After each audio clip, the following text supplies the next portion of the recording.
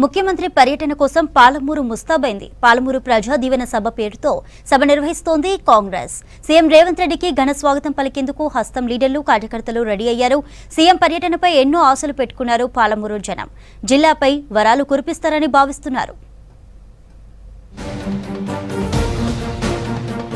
ఇవాళ మహబూబ్ నగర్ లో పర్యటించనున్నారు సీఎం రేవంత్ రెడ్డి. సాయంత్రం 4 గంటలకు ఎంవీఎస్ కాలేజీ గ్రౌండ్ లో జరిగే పాలమూరు ప్రజా దీవెన సభలో పాల్గొంటారు. పాలమూరు పార్లమెంటు నియోజకవర్గం పరిధిలోని 7 సెగ్మెంట్లలో 15 రోజుల పాటు పాలమూరు న్యాయ యాత్ర నిర్వహించారు సీనియర్ కాంగ్రెస్ నేత చల్లా వంశీచంద్ రెడ్డి.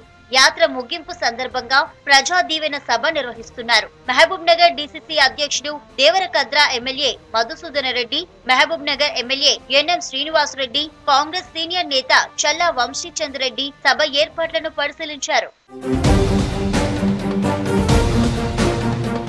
బీఆర్ఎస్ ప్రభుత్వం పాలమూరుకు అన్యాయం చేసిందని కాంగ్రెస్ నేతలు ఆరోపిస్తున్నారు. కేసీఆర్ స్వార్థం, కాంట్రాక్టర్ల కక్కుర్తితో పాలమూరు రంగారెడ్డి ప్రాజెక్టు పనులు 30% కూడా పూర్తి కాలేదని విమర్శించారు. సీఎం పర్యటనలో మహబూబ్ నగర్ జిల్లా అభివృద్ధికి వరాలు ప్రకటించే అవకాశం ఉందంటున్నారు ఆ పార్టీ నేతలు.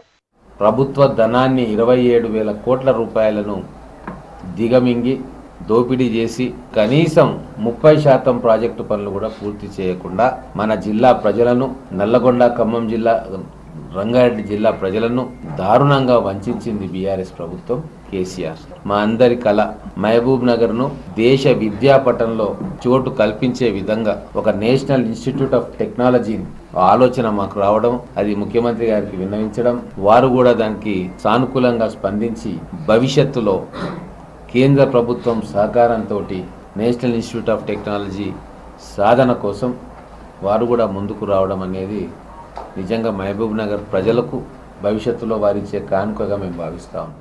ముఖ్యమంత్రి హోదాలో జిల్లాకు వస్తున్న రేవంత్ రెడ్డికి ఘన స్వాగతం పలికేందుకు భారీ ఏర్పాట్లు చేశారు కాంగ్రెస్ నేతలు.